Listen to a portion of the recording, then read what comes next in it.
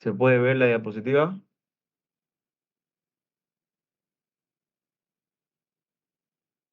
Sí, se puede ver, doctor. Sí, doctor. Ya.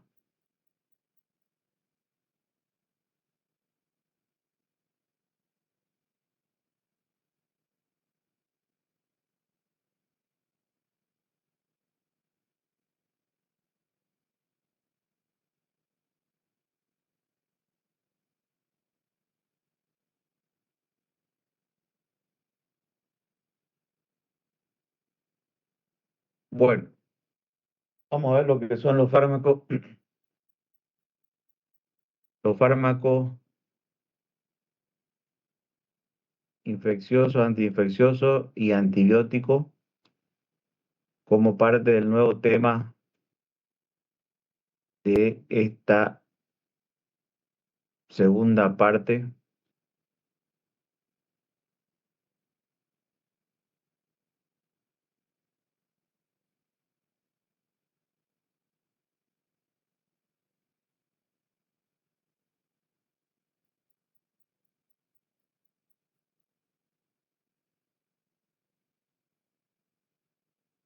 Bueno, entonces, la tengo, por favor.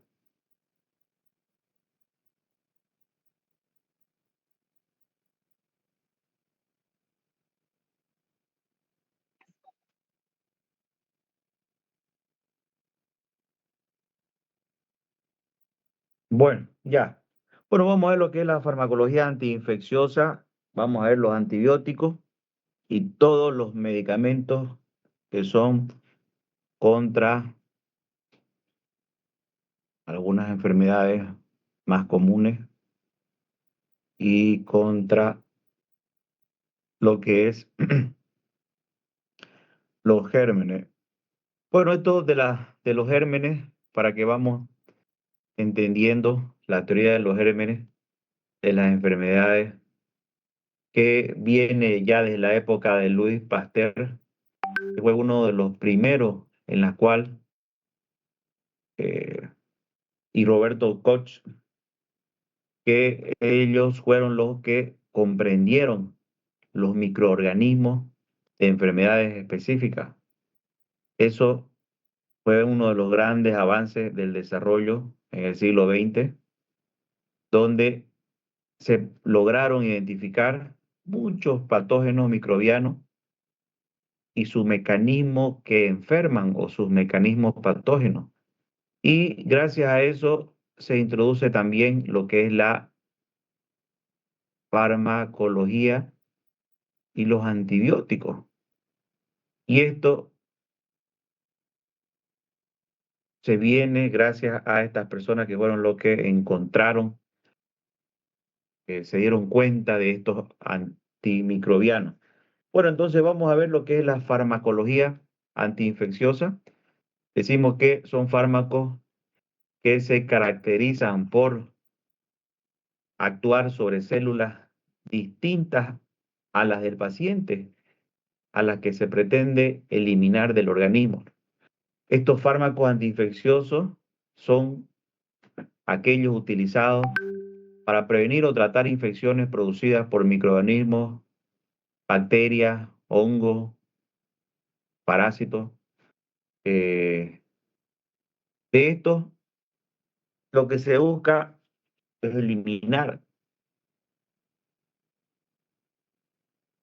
las células infectadas que van a ocasionar estos antimicrobianos, estos microbios, estos microorganismos, como le llamamos. Como su nombre lo dice, son pequeños organismos pequeños. Entonces, normalmente están en casi varios lugares, intentan introducirse por varias formas en nuestros organismos, eh, como es la boca, heridas y cualquier otro vía respiratoria, ingresan. Para que vamos entendiendo entonces estos fármacos, perdón, estos microorganismos, habíamos dicho de que son producidas por microorganismos, bacterias, virus, hongos, parásitos, y por lo tanto nosotros lo vamos a clasificar de esa manera porque cuando utilizamos fármacos, utilizamos los bactericidas que los destruimos y los bacteriostáticos que inducimos o inhibimos su crecimiento. Por lo tanto, lo clasificamos los fármacos antiinfecciosos, vamos a clasificarlo en bacteria, virus, hongo, de acuerdo al patógeno. Y de acuerdo al fármaco, vamos a clasificarlos en antibacterianos, antivirales, antifúngicos y antiparasitarios, de acuerdo al medicamento que vamos a utilizar, de acuerdo a los antibióticos que vamos a utilizar, que engloba todos estos microorganismos. Entonces, para entender un poco, vamos a hablar sobre los antibióticos. Los antibióticos son sustancias que la utilizamos para producir, que la producimos mediante microorganismos también la sintetizamos bioquímicamente o químicamente para poder producir o inhibir o destruir esos microorganismos que hemos estado viendo, pero sin producir efectos tóxicos en el huésped o no dañamos las células del huésped. En este caso, no solamente son de las personas, también lo utilizamos en animales de igual manera. Entonces, los antibióticos es una sustancia química que vienen o que tienen la capacidad de inhibir el crecimiento o de matar bacterias que pueden ser elaboradas sintéticamente o derivar de microorganismos. Estos van a afectar procesos esenciales en la bacteria sin dañar las células humanas. La clasificación del antibiótico se basa en tres aspectos importantes: clase y espectro del microorganismo que mata. Ustedes han visto dentro de la microbiología la cantidad de bacterias que existen, también la vía bioquímica con la que interfiere y la estructura química del farmacóforo, que viene a ser un término introducido para definir la parte química que activa del fármaco que se une al receptor microbiano, ¿no? El farmacóforo, eso lo vamos a ir viendo en algunos aspectos. Bueno, al momento de cuál antibiótico elegir, va en relación a esta misma diapositiva, qué clase y espectro de microorganismos que mata, pero nosotros tenemos que ver varios aspectos. En primer lugar, tenemos que considerar paciente, tenemos que considerar tipo de bacteria, el lugar donde se está dando la epidemiología, la gravedad. No es lo mismo que dé una faringoamigdalitis o que dé una meningitis. Obviamente la meningitis siempre va a ser grave, peor en niños. También eso me permite ver si el paciente está en condiciones de seguridad de farmacocinética. Por ahí no puede tolerar la vía oral, por ahí es alérgico. Entonces yo tengo que ver seguridad del antibiótico y también tengo que ver si ese paciente no recibió ya resistencia. Son condiciones que me van a permitir elegir correctamente el antibiótico. Y siguiendo esa línea de elegir, nosotros vamos a utilizar los antibióticos de acuerdo a los tipos y objetivos de la terapia antimicrobiana, ¿no? Aquí lo dividimos en varias categorías. Esta es una forma útil de organizar los tipos y objetivos de la terapia antimicrobiana, que es considerar el horario de progresión de la enfermedad donde se inicia la terapia, eh, La terapia puede ser, como se ve aquí, profiláctica, profilaxis. Puede ser cuando yo utilizo una terapia antimicrobiana, puede ser que sea para prevenir profilácticamente, preventivamente, empíricamente, como un tratamiento definitivo o como un tratamiento supresorio.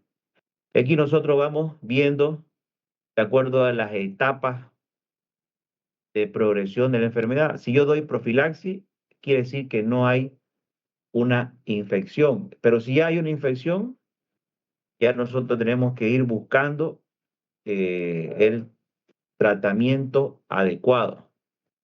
Entonces, cuando hablamos de estas etapas y objetivos de la terapia microbiana, ya decimos de que vamos a dar una terapia profiláctica, que generalmente lo utilizamos para prevenir algunas infecciones en personas sanas o complicaciones en pacientes en riesgo.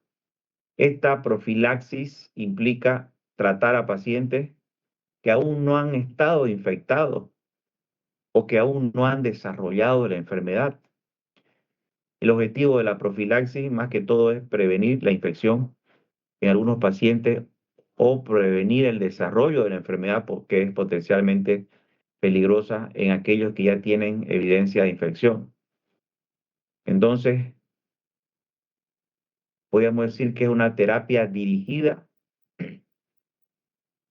la profilaxis, para la profilaxis podemos utilizarla en pacientes por cirugía, por ejemplo. Así sea una cirugía limpia,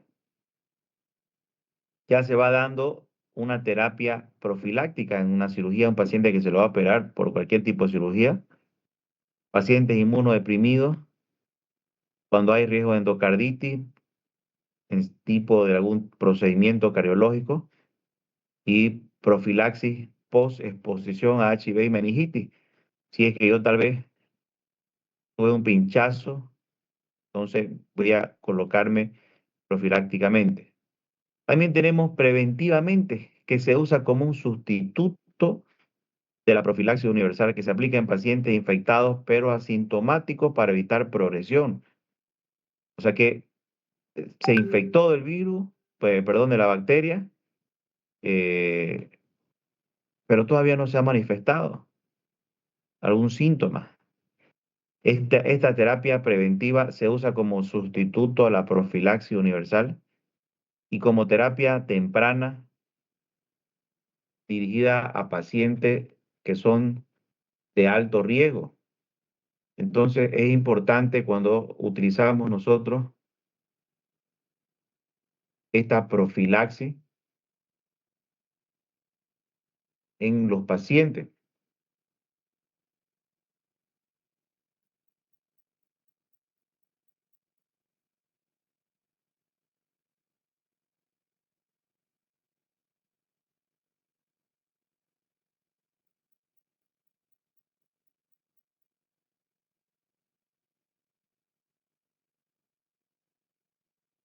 La tengo.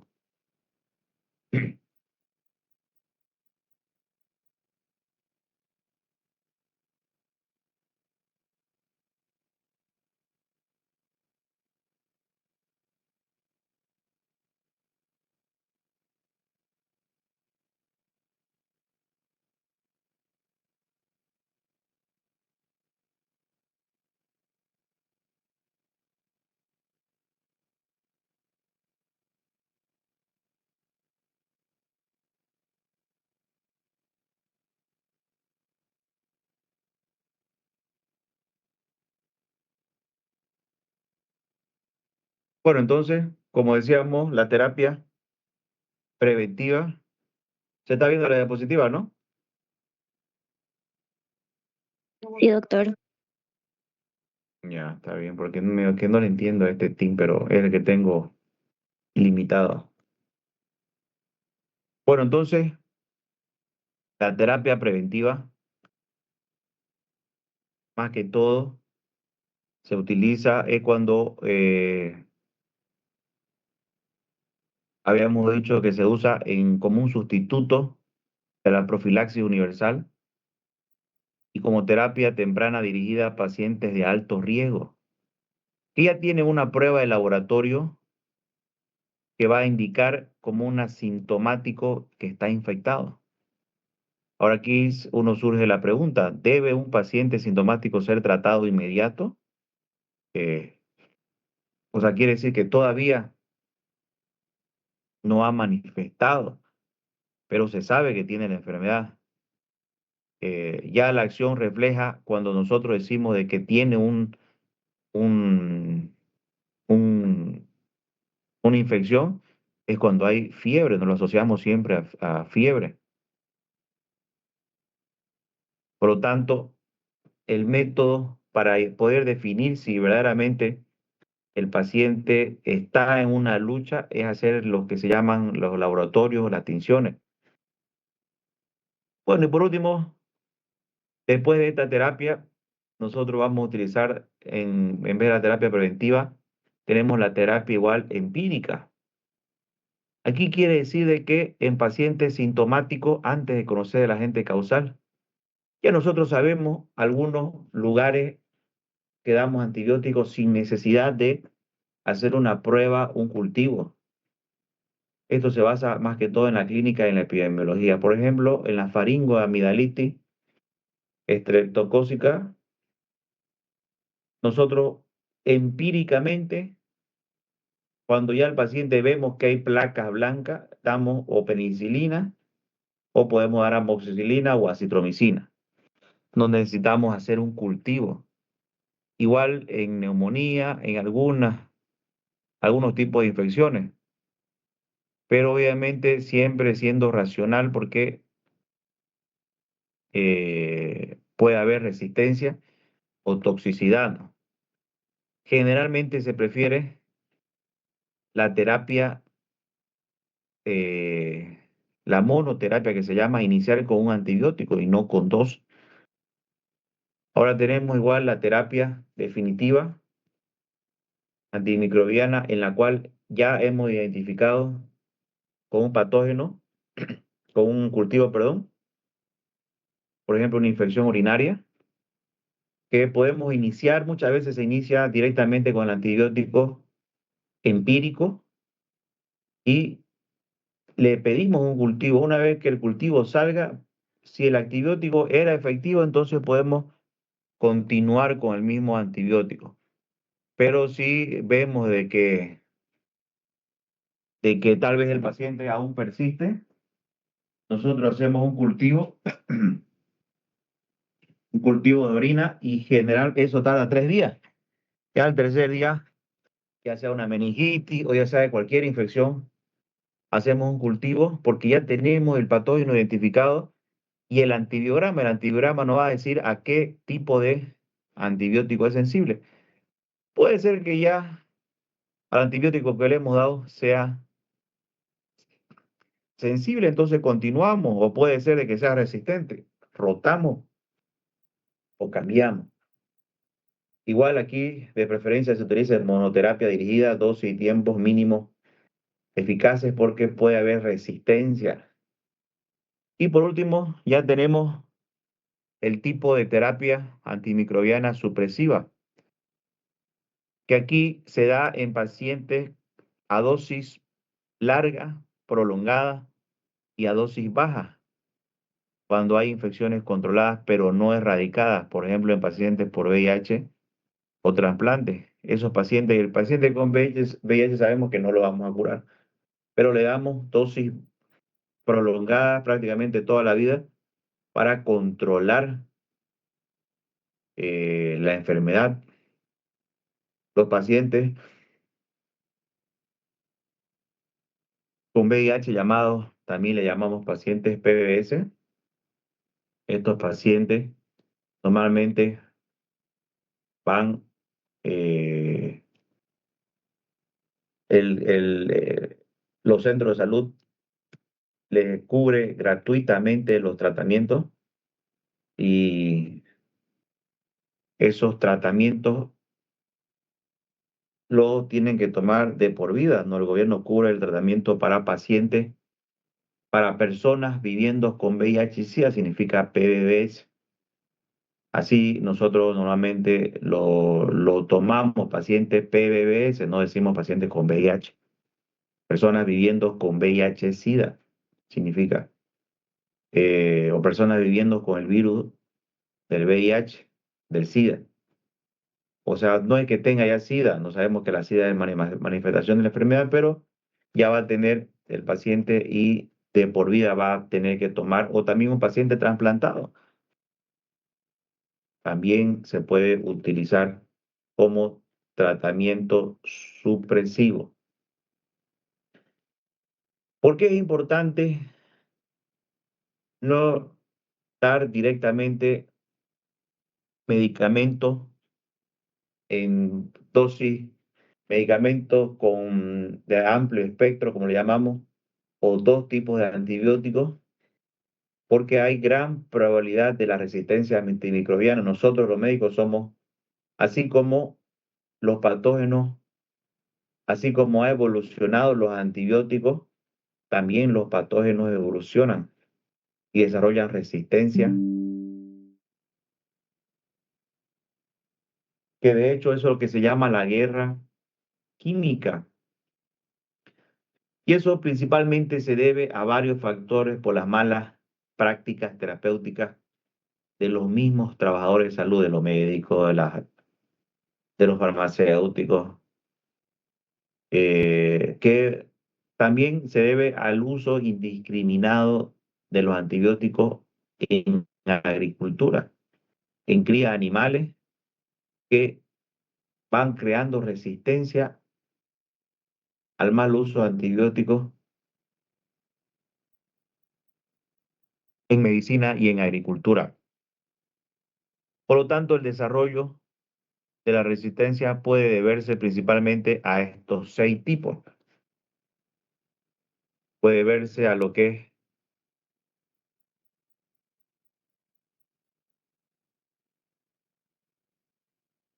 puede verse a lo que es entrada reducida al fármaco. Esto se da porque hay pequeñas moléculas polares que los mismos antibióticos ingresan a través de las células, a través de canales llamados porinas. Y esos mutan y no van a poder entrar. No entra el fármaco a destruir la bacteria. Y esto se da porque el transporte activo, que entran por transporte activo, se anula o se pone lento. Después tenemos el llamado el E-flujo aumentado. Este E-flujo aumentado se da principalmente porque hay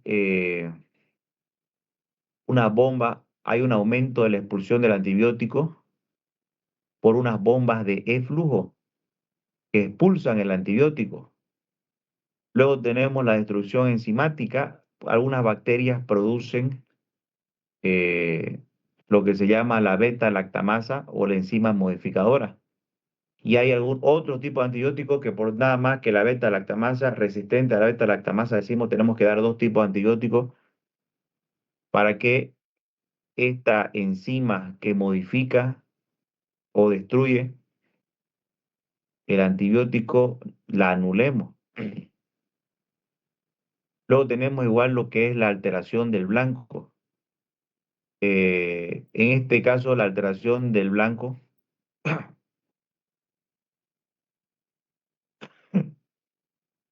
perdón, lo tengo.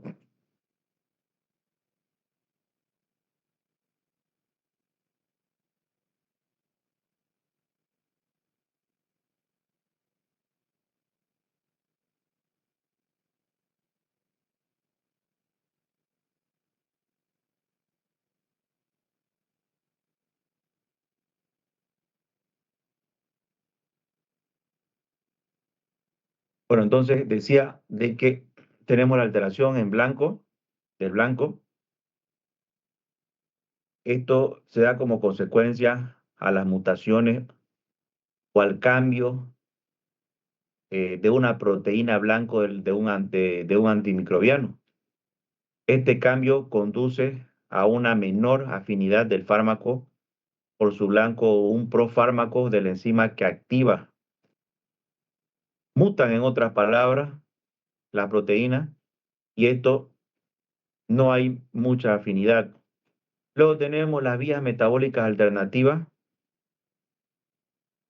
Estas vías metabólicas evitan la acción del antibiótico. Y por último, tenemos también la incorporación de genes de resistencia, que ya son mecanismos de resistencia nuevos, en las cuales van mutando igual, mutan las bacterias y cada vez hay más resistencia por este mecanismo.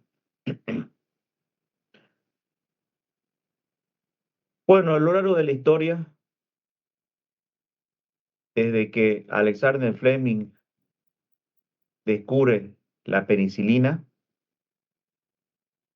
hasta nuestras épocas que se han creado, se siguen creando antibióticos, pero se tiene el miedo de las bacterias súper resistentes, porque a lo largo de la historia, fíjense cuántos antibióticos van a estudiar ustedes en este tema, por lo menos estimo unos 40 por lo menos van a estudiar. Eh, y a lo largo de la historia, cuando se empezó a crear o se encontró la penicilina y otros más o menos antibióticos, ha sido grande el avance de los fármacos. Bueno, ¿cómo lo vamos a clasificar los antimicrobianos, antibióticos? Perdón, los antibióticos. Vamos a clasificarlos, en primer lugar, según su espectro de acción. Tenemos antibióticos de amplio espectro, como por ejemplo aquí tenemos de amplio espectro como el meropenem. Tenemos de espectro reducido, de espectro intermedio, antibióticos de bacterias atípicas. De acuerdo al espectro reducido, solamente son antibióticos que para solo un grupo de antibióticos limitado, o sea, nosotros generalmente iniciamos con este antibiótico. Y es por un agente causal conocido, por ejemplo, la penicilina. La penicilina para los estreptococos, sífilis o la faringoamidalitis estreptocócica es ideal. Eh, Luego tenemos los macrólidos, la eritromicina, que se da en caso de resistencia o alergia a la penicilina. La vancomicina, que aunque es un medicamento para bacterias resistentes, gram positivo resistente, multiresistente, de igual es para un grupo, no actúan sobre varias bacterias. Luego tenemos los espectros intermedios, que actúan, aquí vamos a hablar mucho sobre las bacterias gram negativas y gram positivas. Lo que ustedes veían en lo que es bacterias en microbiología, habíamos, si se recuerdan, más que todo la bacteria gram positiva se debe al color azul o morado con la tinción de Gram, ¿no? Y poseen una pared generalmente celular gruesa de péptido glicano, que vamos a ver que algunos antibióticos actúan en el péptido glicano, lo que permite retener el colorante. En cambio, las bacterias gram negativas se tiñen de color rosa o rojo, generalmente tienen una capa de péptido glicano más delgada y una membrana externa adicional. Así se las dividió a las bacterias de acuerdo a la tinción de Gram. Igual los antibióticos se los divide de acuerdo a dónde van a tener cobertura. Entonces, estos de espectro intermedio son útiles generalmente en bacterias gram positivas y gram negativas. Eh, En cambio, aquí en este ejemplo tenemos, por ejemplo, las aminopenicilinas, como la amoxicilina, ampicilina. Ampicilina ya de muy poco uso. Tienen principalmente gran positivo, pero poca cobertura gran negativo. Como segunda terapia después de la penicilina, nosotros en faringoamigdalitis estreptocócica, neumonía, damos amoxicilina. También tenemos las cefalosporinas de primera generación, que se usa en gran positivo, gran negativo, como la cefalexina, cefuroxima, algunas tetraciclinas, como la doxiciclina. De igual manera, la tetraciclina, que ya no se la utiliza mucho. Tenemos los espectros amplios o de amplio espectro. Esto, a diferencia de los otros, actúa sobre varias bacterias, ya sean gran positiva, gran negativa e incluso algunas anaerobias o atípicas o no comunes, si lo vemos así, ¿no? Ya aquí entra en el grupo de las cefalosporinas de tercera y cuarta generación, como la ceftriaxona, muy utilizado, y el cefepima, dentro de gran positivo, meningitis e infecciones severas.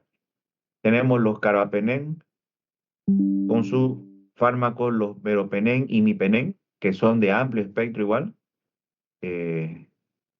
La fluoroquinolona, como la ciprofloxacina, que ya ha demostrado tener bastante resistencia en la mayoría, pero se sigue utilizando igual. Levofloxacina igual se sigue utilizando, más que todo en parte. La ciprofloxacina se utiliza más que todo en herida o gastroenteritis. En cambio, la levofloxacina más que todo se usa en problemas pulmonares. De igual manera, el clonanfenicol no se utiliza mucho actualmente, casi nada, por la gran toxicidad que tiene. Y tenemos los antibióticos con bacterias atípicas o específicas. O sea que nos sale el cultivo o la tinción, un tipo de bacteria y nosotros directamente aplicamos el antibiótico por la bacteria, porque son generalmente eh, bacterias no comunes, si lo vemos así, como el microplasma, clamidia, legionela. Aquí se utilizan los macrólidos, quinolonas, los anaerobios, el metronidazol, que puede servir para tricomoniasis, o sea, algunas enfermedades. La pseudomonas originosa, que generalmente está presente en todos los hospitales en su forma resistente. Aquí se utiliza el meropenem generalmente o la ceftazidima. Cuando hay bastante resistencia, la- los medicamentos, nosotros utilizamos igual algunos antibióticos llamados MRS, MRSA, que son principalmente estafilococos aureus resistentes a meticilina. Y aquí en este caso, antibióticos específicos como la vancomicina o el linezolid, que ya son antibióticos de última generación. Bueno, entonces, después de esa clasificación que nosotros hacemos, también la vamos a clasificar de acuerdo a su espectro antimicrobiano. De acuerdo a su espectro antimicrobiano, pueden ser bactericidas o pueden ser bacteriostáticos.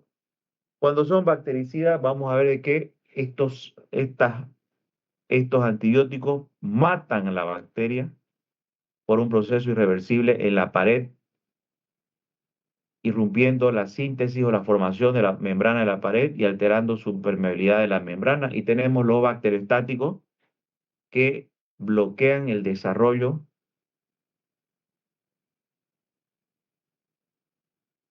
y evitan que se multipliquen las bacterias, pero no las matan. No ayudan para que no se repliquen y de esa manera van suprimiendo la síntesis proteica y van evitando que se sigan multiplicando las bacterias. Para eso nosotros lo vamos a clasificar también de acuerdo al mecanismo de acción. Hay medicamentos que actúan en la síntesis de la pared.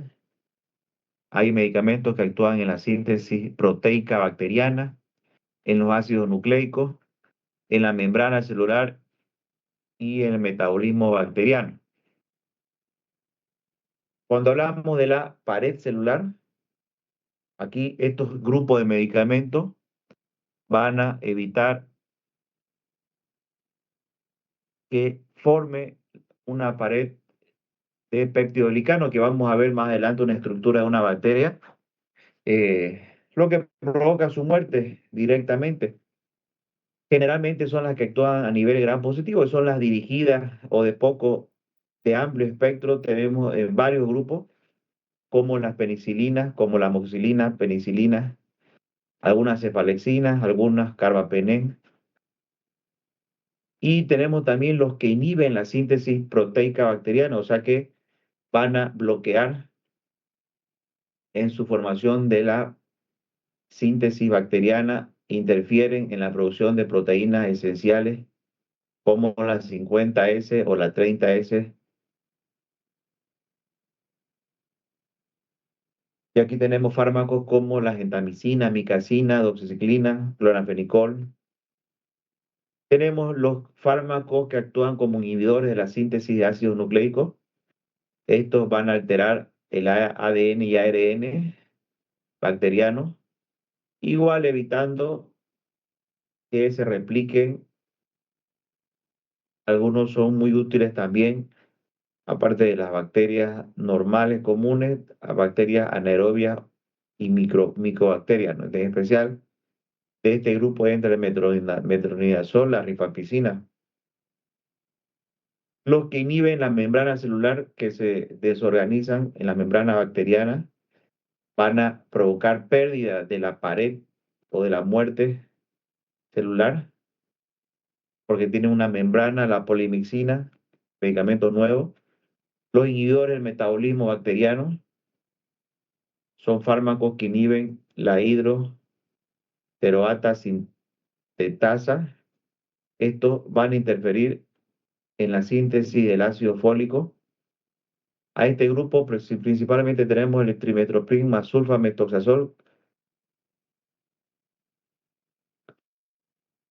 o conocido como cotrimoxazol, con su sigla TMP, SMX, es trimestoprim más sulfamethoxazol. Esto se da generar juntos, no se da separado, se potencian. Bueno, entonces, ¿qué es lo que sucede con la clasificación de los antibióticos? Eh,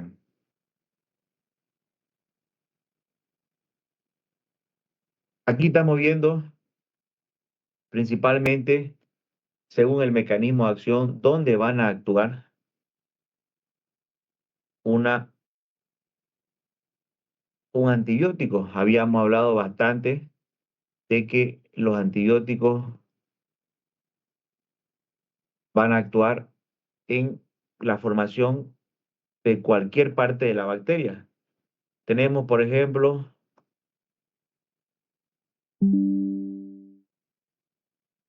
los inhibidores de la síntesis de folato que habíamos visto, el timetropima sulfamethoxazol, que actúan a nivel de la síntesis del folato antes que llegue a formarse su ADN. Inhibidores de ARN polimerasa, que evita que el ADN cambie a ARN. Tenemos los más comunes, los llamados bactericidas, inhibidores de la síntesis de la pared, esta pared que tiene la bacteria. Estos medicamentos como la amoxicilina, como algunas cefalosporinas, penicilina, van a evitar que se forme esta pared, matándola.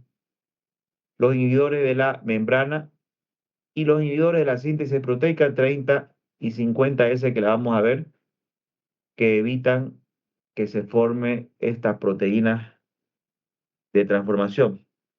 Bueno, también nosotros tenemos que hablar del uso racional del antibiótico. El uso racional, cuando nosotros hablamos de este uso racional, no quiere decir que le vamos a dar en menor cantidad al paciente de antibiótico. No quiere decir que el uso racional signifique darle menor cantidad, sino significa que vamos a darle un valor adecuado a los antibióticos. Para eso vamos a valorar siempre el tratamiento secuencial. Siempre he dicho en clase que siempre se inicia por vía oral. Generalmente, si hay tolerancia oral, ahora, si es un caso grave, una enfermedad grave como una meningitis, aquí nosotros no vamos por la vía oral, vamos por la vía parenteral, principalmente por reducir costos, hospitalización y riesgo de complicaciones cuando se da por vía oral. En cambio, cuando la enfermedad es grave, ya se ha dado antibióticos por vía oral y persiste, ya podemos usar antibióticos parenterales, ya sea por vía endovenosa, principalmente. También el uso racional de antibióticos se da para ajustar la duración del tratamiento al mínimo necesario. Cuando nosotros ajustamos, vamos a tener algunos fármacos que se manejan dosis de 50 a 100 miligramos por día. Entonces nosotros siempre iniciamos con la dosis más baja.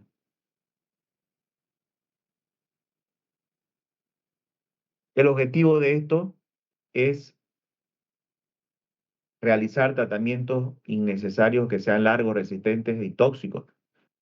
Siempre nos basamos en las guías clínicas del paciente.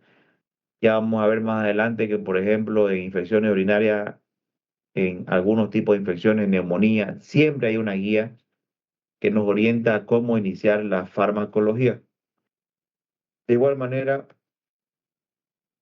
la dependencia en cuanto a concentración, tiempo y la sensibilidad, y esto lo vemos a través del intervalo de dosificación y duración según el tipo de antibiótico. Siempre el fármaco, cuando está en su concentración más alta, hay mayor eficacia, como los aminoglucósidos, pero estos son dañinos. El tiempo, de acuerdo a la concentración mínima y la sensibilidad al patógeno también. Generalmente, en algunos casos se hace antibiograma para ver el antibiótico más eficaz de acuerdo a la enfermedad. De igual manera, no todos los pacientes son iguales. Todos los pacientes podemos tener un paciente adulto, niño, algunos con problemas cardíacos, problemas pulmonares, problemas hepáticos, problemas renales, y de acuerdo a la eliminación que pueda tener el antibiótico, también tenemos que ajustar la dosis. De un paciente con problemas renal, lo ajustamos para una insuficiencia renal como la vancomicina. Si es un problema hepático, igual tenemos que ajustar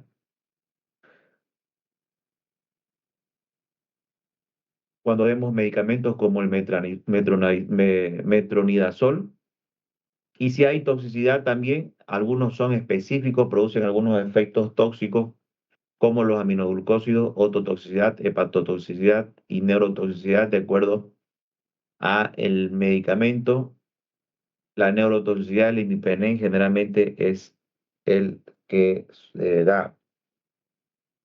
Eh,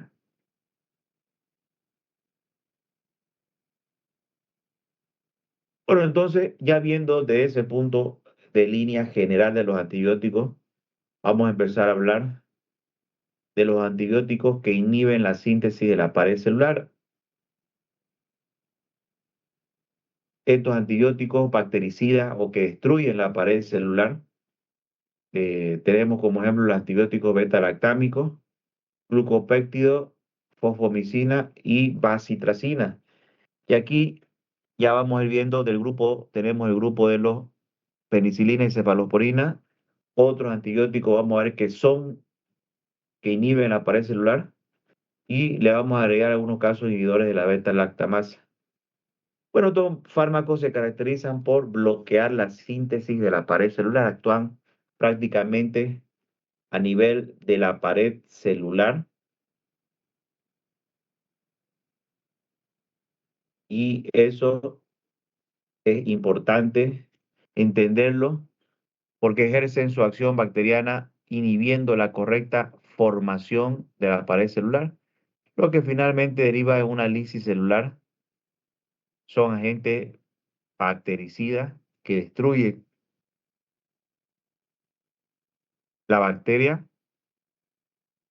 Eh, Estos antibióticos entran, habíamos hablado, las penicilinas, cefaloporinas, carbapenem, se caracterizan por tener una estructura de un anillo lactama beta y su mecanismo es inhibir la síntesis del péptido glicano, que lo vamos a ver enseguida. Bueno, entonces aquí podemos ver el mecanismo de acción de que lo que van a hacer es inhibir la síntesis del péptido glicano. Se puede ver el péptido glicano aquí con muestra en llamada. En gran positivo hemos dicho que es grande la pared y en gran negativo es pequeño la pared, pero tiene una pared aparte. Eh, ¿Para qué sirve el péptido glicano? Es un componente de la pared celular de la bacteria que le va a dar estabilidad mecánica rígida.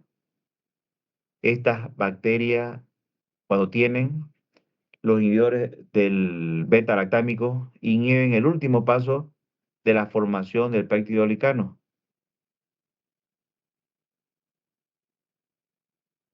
Por lo tanto, fíjense la pared cómo es de gruesa en una gran positiva y una gran negativa más delgada. Las membranas por dentro y las membranas por fuera. Esta membrana externa por fuera, la porina liposacárido que ingresan por aquí, por la porina. ¿Se acuerdan que hablábamos decíamos de que hay resistencia? Por la porina que evita que ingrese el fármaco, es por aquí por donde ingresa.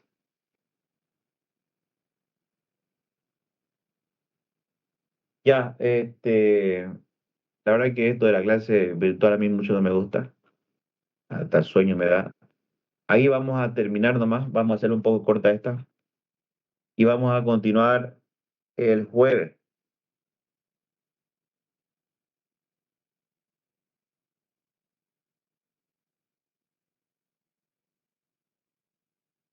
Nos vemos el día jueves.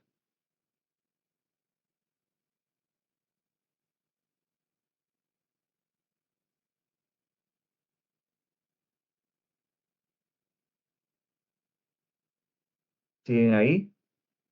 Sí, doctor. Sí, doctor. Hasta luego. Ya, Hasta chao. luego, doctor. Hasta luego. Hasta luego, doctor.